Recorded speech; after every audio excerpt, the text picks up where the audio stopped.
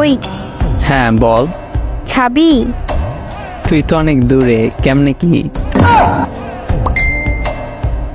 বিকাশ number দে, পাঠিয়ে দিতেছি।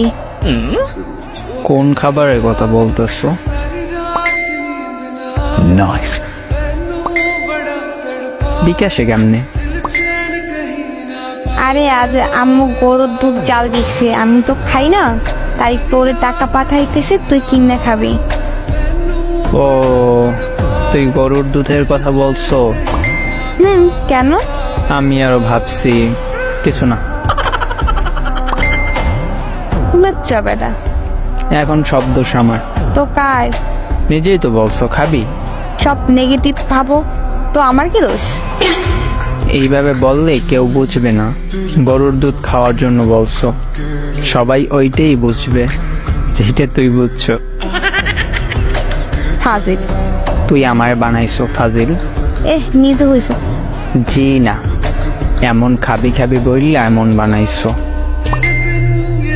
আরে খারাপের কি বলছি?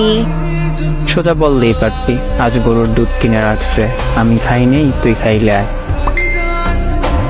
এইটা না বললা আমার পচা জিনিস ভাবাইছো।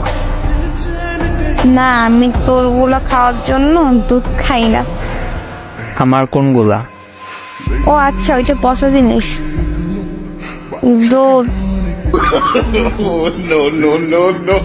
পাজি মাইয়া।